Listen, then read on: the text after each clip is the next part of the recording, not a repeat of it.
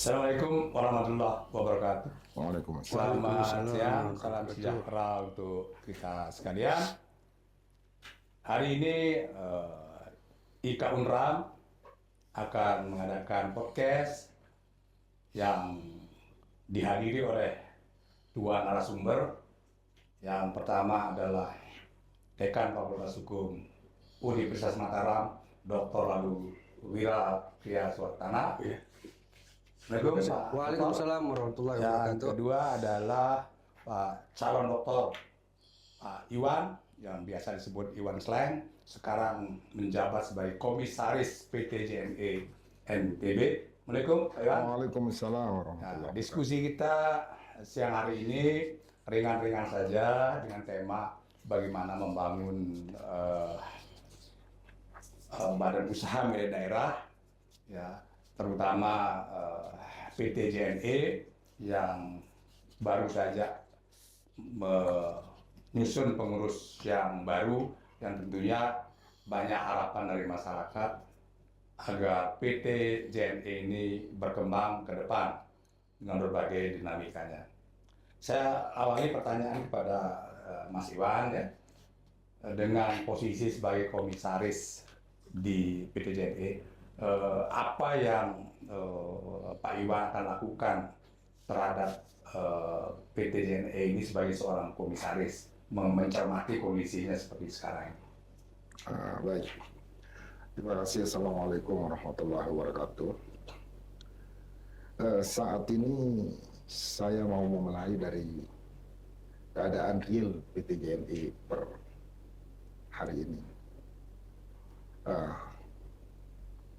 JNE ini sebelum ditetapkan direksi baru maupun dewan komisaris yang baru, telah ada direksi transisi namanya. Jadi dari direksi yang lama ke transisi baru ke yang sekarang. Nah, dari lama ke transisi ini memang transisi banyak mendiagnosa, melakukan treatment sepanjang yang mereka bisa lakukan pada saat itu dengan keadaan seperti itu. Dengan keadaan seperti itu. Bahkan di awal-awalnya banyak publik yang meminta supaya PT JNE ini dibubarkan karena publik secara kasat mata melihat manfaatnya tidak ada, jadi mudaratnya malah yang banyak. Tetapi berdasarkan regulasi, ini nanti Pak Dekan bisa menjelaskan bahwa JNE ini, Pak Bro, dia masih lebih banyak modalnya daripada utangnya, sehingga tidak mungkin diajukan pilot. Nah, oleh karena itu dalam situasi kondisi seperti itu, saya lihat tidak punya pilihan selain membangkitkan kembali dengan berbagai cara dan skema yang dibangun. Nah, lahirlah seperti sekarang ini. Kemarin direksi transisi itu telah berhasil juga membayar utang yang ditinggal lama itu dibayar, kemudian bukan utang pajak, utang lain. Nah, kemudian mereka juga sudah berhasil juga membangun tata kelola yang baru. Nah, selanjutnya dibentuklah yang direksi yang baru ini. Nah, tugas-tugas direksi baru ini tentu pertama kita harus memenuhi harapan publik. Bagaimana impian publik, bagaimana keinginan publik, pandangan publik tentang sebuah BUMD di daerah. Dia harus hadir untuk apa, kemudian berkontribusi untuk apa. Nah, ini yang menjadi tentu PR dan konsentrasi daripada direksi baru sekarang ini. Dengan kondisi yang masih harus kita lakukan diagnosa lebih lanjut tentang keadaan, kemudian, nah, terkait dengan bidang usaha, memang core-nya tetap di konstruksi, tetapi Perda 2022 itu sudah memberikan lebih luas item-item yang bisa dikerjakan, yang bisa digarap oleh PT JNE. Nah, kaitan dengan itu tentu dukungan publik terhadap PT JNE ini agar dia mampu nanti pada satu fase dia benar-benar mampu memberikan sumbangan kontribusi untuk peningkatan pendapatan daerah. Kemudian paling minim tidak menjadi beban pembiayaan daerah, Bro. Bayangkan kalau pajaknya saja masih ditanggung APBD misalnya, Bro. Nah ini, kemudian ada beban hutang masih lumayan signifikan, kemudian ada modal-modal yang masih juga di pihak ketiga. Nah ini mungkin kita nanti bisa membangun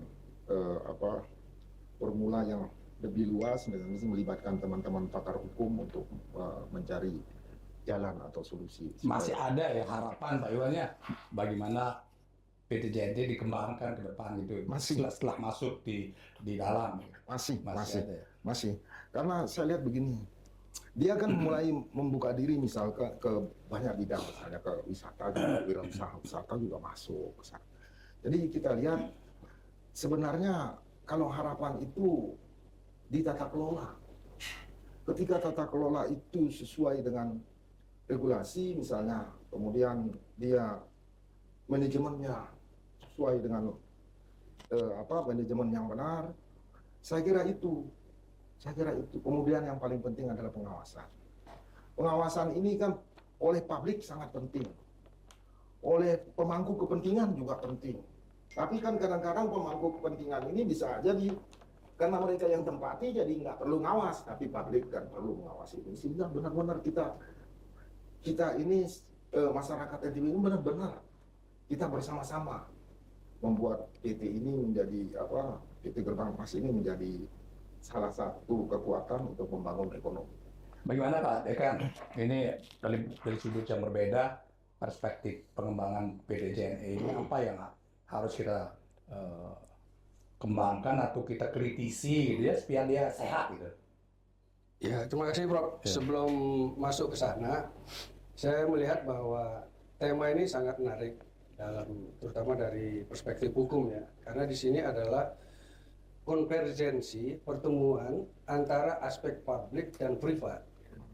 Kita jarang menyadari itu sehingga treatment terhadap BUMD ini seringkali salah.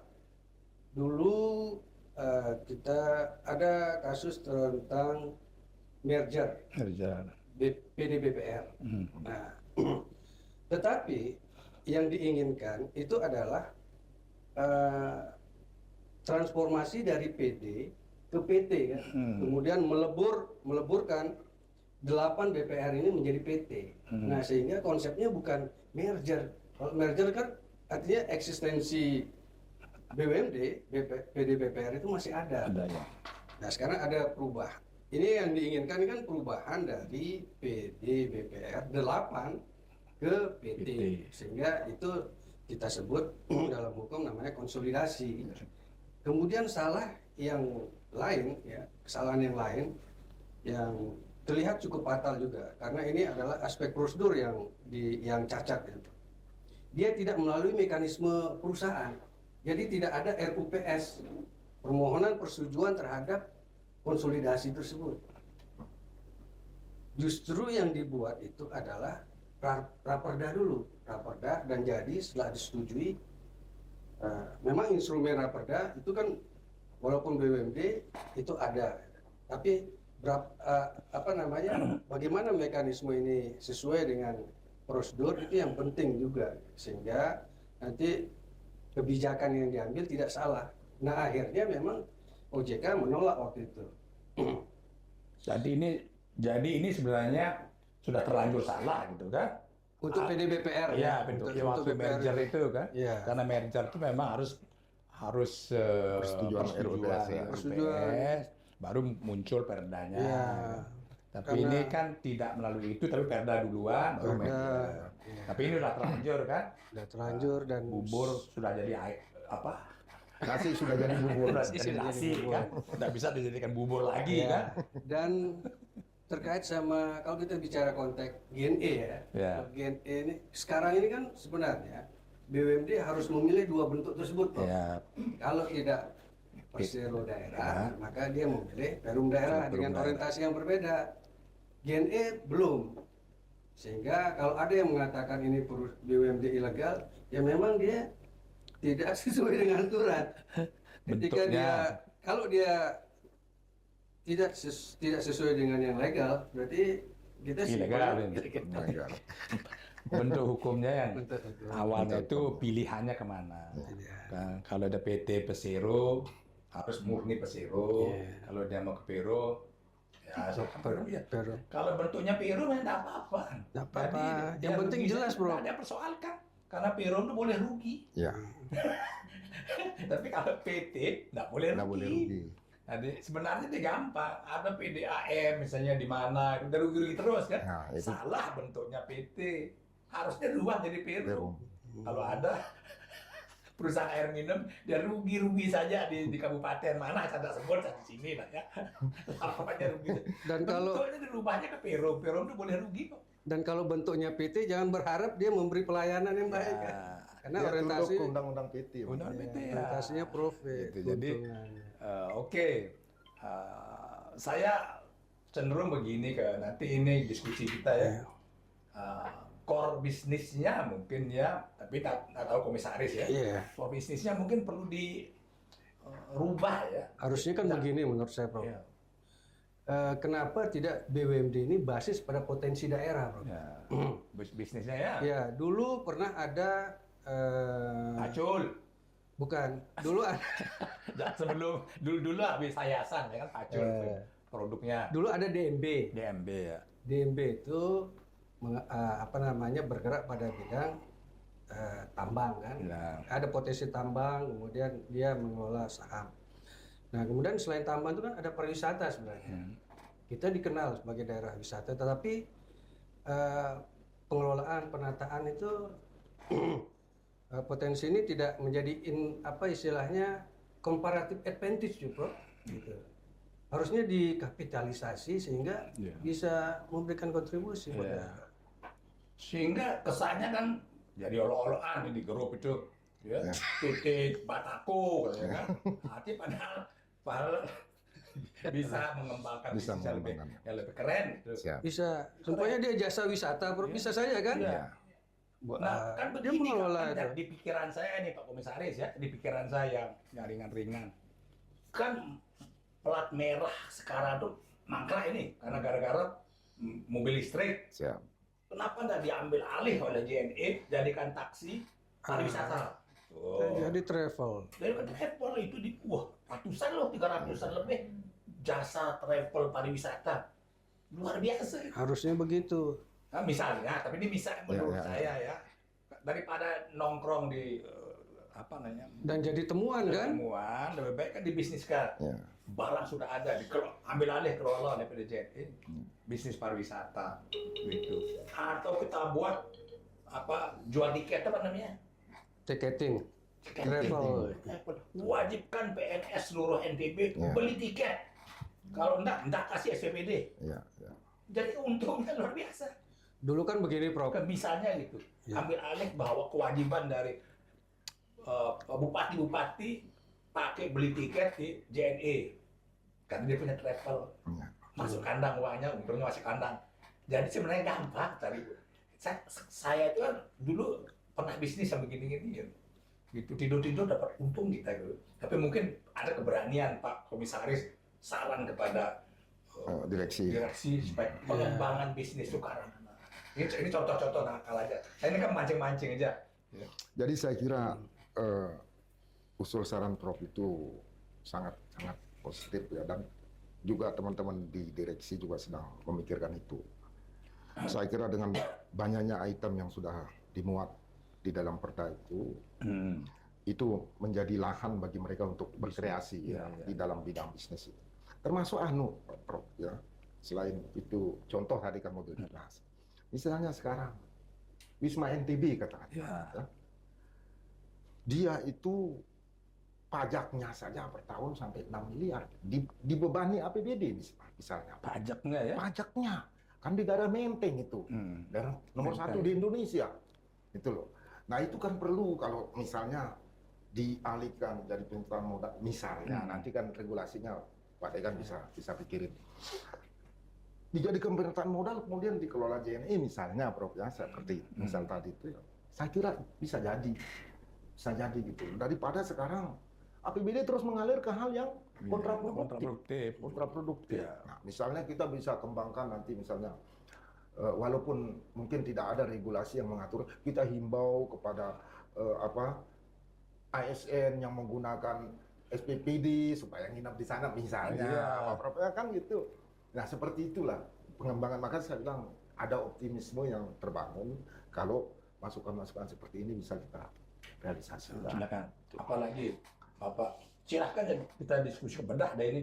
Iya. Dari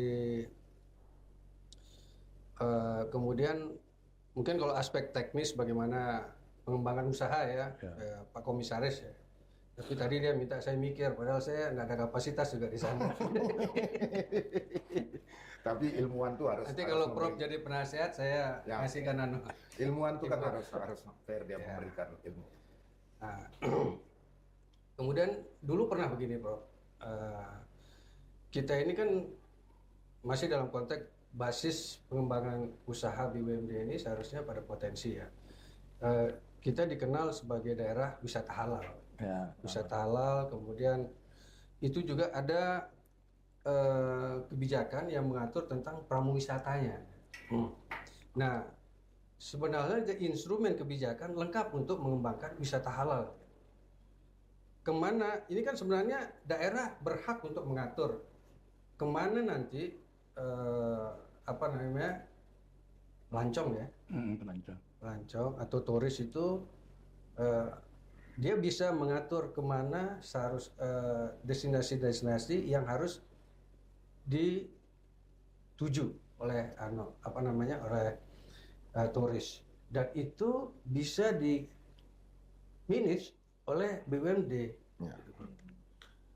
Artinya penataan ini kan include juga berkaitan dengan kebijakan dari daerah, karena ini otoritas provinsi kan, dia punya otoritas untuk mengatur bagaimana penataan sehingga bisa ada ketertiban, kemudian keamanan, kenyamanan. Nah itu sebenarnya daerah harus hadir juga, Bro. Tidak bisa dilepas seperti semrawut gitu ya. Nah itu yang kalau terkait sama kebijakan-kebijakan yang mengarah pada pengembangan potensi, Bro. Nah, kembalikan ke bagaimana kita kembangkan JNE ke depan itu, coba kita bedah dulu. Ya, tadi saya coba kita ke bisnis wisata kan, gitu. Mau menjadi hotel yang di Jakarta ya, Wisma NTB jadikan ya hotel yang profesional. Ya, daripada tidak profesional, bayar pajak kita bisa ambil alih kan, sebagai penyertaan modal ya. Ya bisa saja kalau di sana bisa dibangun hotel, kenapa daerah tidak membangun hotel di sini? Dia punya banyak lahan, sehingga tamu-tamu itu bisa diarahkan ke sana. Ya, jadi harus nginep di hotel milik daerah kan? Betul, Bro. Tinggal bagaimana pelayanannya ditingkatkan. Iya. Sekarang kan bermunculan kafe-kafe, kalau laris, ya paling tidak JNE itu di halamannya itu buat tempat ngobrol-ngobrol kafe yang bisa rame aja itu. Apa masalahnya kalau daerah membangun gedung untuk karaoke? Iya, enggak ada masalah. Tidak ada larangan orangnya ini. Yang penting bisnis kan. Bisnis.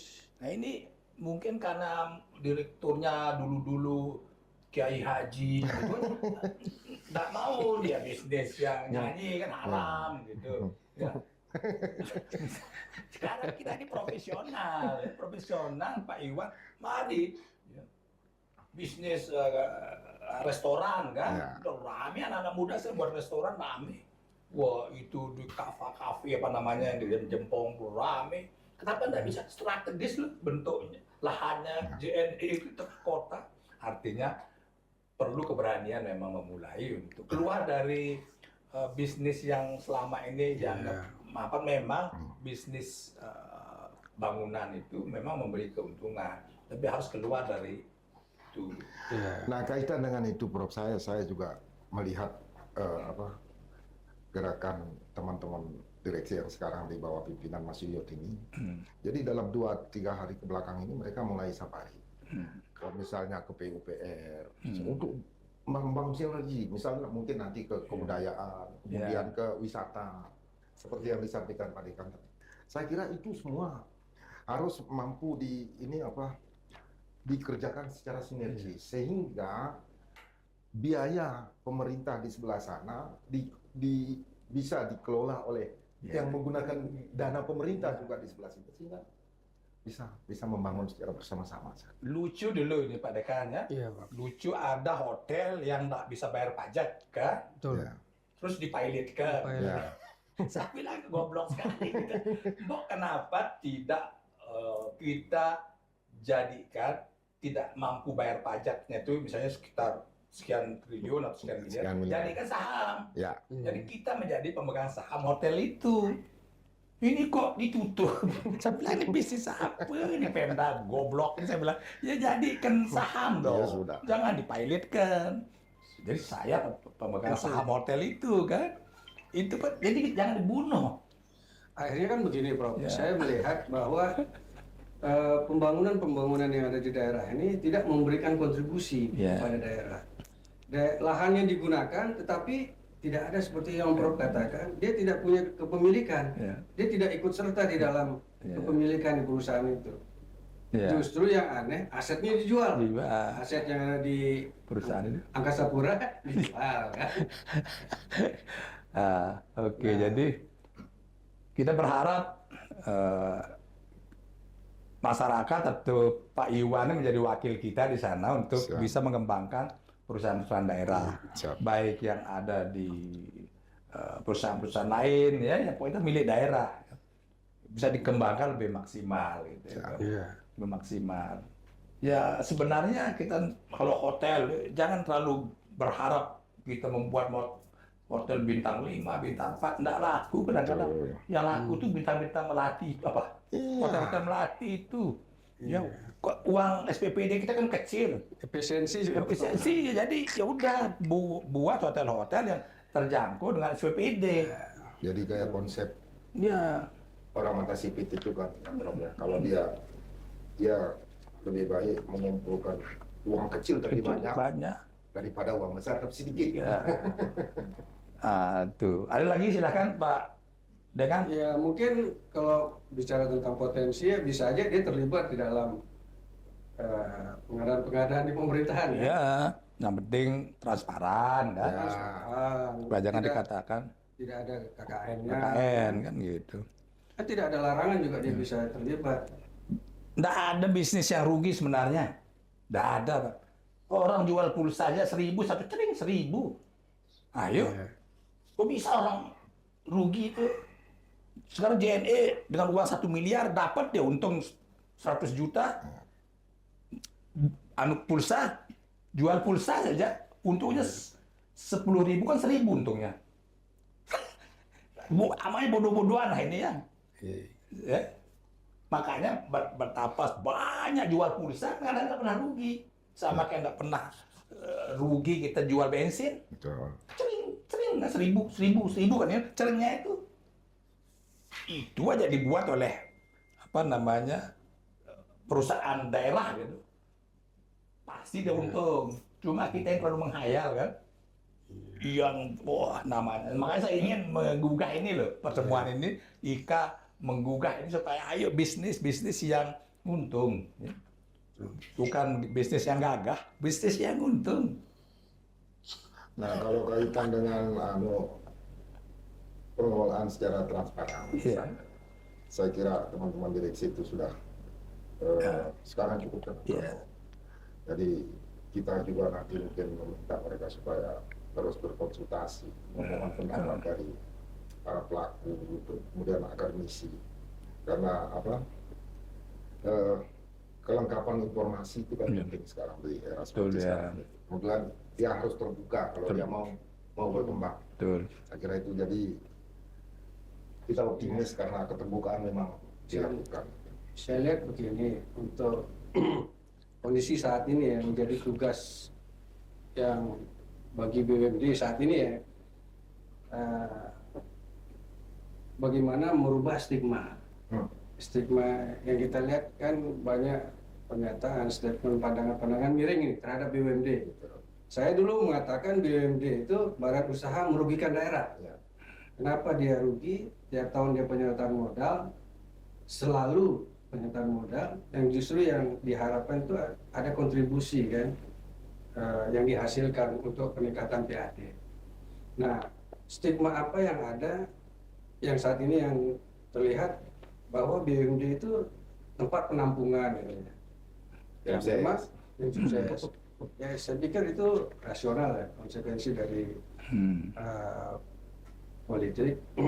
Tapi perlu ditunjukkan bahwa walaupun ada kedekatan ya, dalam arti yang negatif tersebut, ini bisa dinegasi dengan hasil-hasil yang memberikan harapan bagi pemenangan, terutama ya peningkatan PAD, ada untung.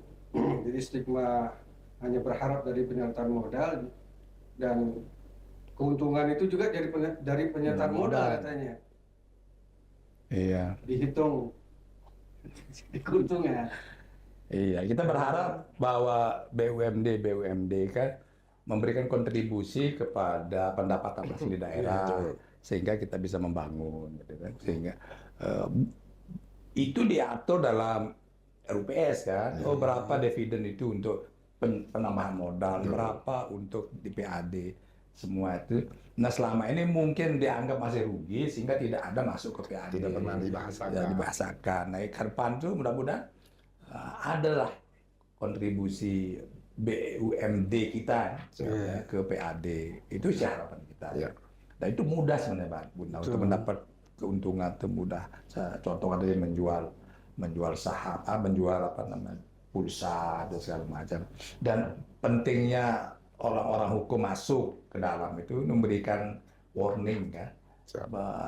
Diingatkan bahwa perusahaan ini sebenarnya banyak diatur regulasi-regulasi gitu. Jangan sampai kasihan. Kita punya BUMD kan, ya bupati yang masuk penjara gara-gara BUMD itu.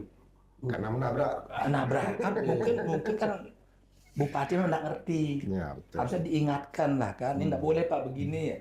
Jangan dibiarkan lalu hanya ke depan jadi temuan korupsi. Contoh teripat misalnya. Ya, teripat. Artinya itu kasihan gitu. Nah, oleh karena harapan saya Pak Iwan, siapapun yang ada di BUMD itu ada legalnya yang memberikan arahan-arahan yang mana yang boleh dan tidak boleh. Sehingga betul-betul BUMD itu berjalan secara hukum. Ada dulu sempat keinginan dan mungkin sudah terjadi, Bro ya, asetnya dijadikan agunan. Iya. Saya pernah sampaikan itu tidak bisa. Bisa.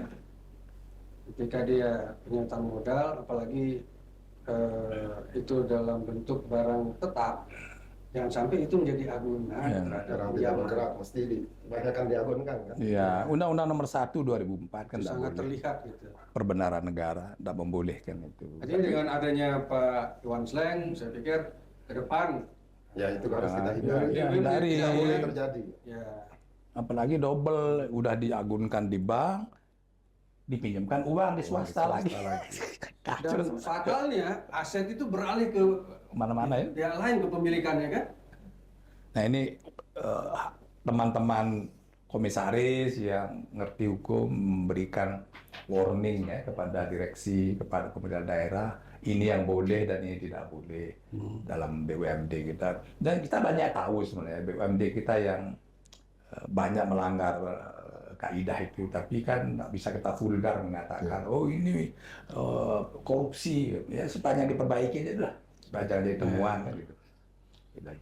Kalau sekarang kan ada undang-undang yang mengatur BUMN yang mengatakan bahwa kerugian BUMN itu bukan kerugian negara, bukan kerugian BUMN. Nah, cuma dia tidak menyebut BUMD, Bro. Jadi masih bisa di apa namanya, Konversi. masih bisa include kerugian yang ada di BUMD ini nanti di apa namanya, Dihitung sebagai keuangan negara. ya dilihat sebagai tindak pidana. Gitu. Karena di pikiran penegak hukum itu kan uang negara yang di perusahaan negara itu dianggap uang negara itu. Iya. Sehingga siapapun yang korupsi karena uang negara. Uang. Padahal pandangan lain kan sudah dipisahkan. Maka itu menjadi uang swasta sebenarnya. Kalau perusahaan itu rugi bukan kerugian negara. Karena itu uang sudah kita serahkan ke PT. Tapi pandangan klasik, nah itu uang negara masih kita titip di situ. Nah itu yang buat orang banyak ditangkap, masuk ke penjara karena pandangan yang beda soal apakah uang BUMN itu uang negara atau uang swasta. Gitu. Ya, kalau saya sih berpandangan itu uang swasta itu. Ya kekayaan yang terpisah. Kekayaan terpisah. Untuk BUMN ada kejelasan, tapi untuk BUMD BUMN itu ada. PP 54 kan belum ada perubahan. Belum ada. Baik, cukup. Ya, saya pikir Baik, cukup teman-teman sekalian, keluarga IKA Unram di seluruh Indonesia. Inilah diskusi ringan kita pada hari ini membahas tentang BUMD di Nusa Tenggara Barat. Semoga bermanfaat bagi kita semua. Minggu depan kita lanjutkan dengan tema-tema yang lain. Terima kasih. Mohon maaf bila taufiq wal hidayah. Wassalamualaikum warahmatullahi wabarakatuh. Waalaikumsalam warahmatullahi wabarakatuh. Sip. Nah, asik kita ini bedah, kan?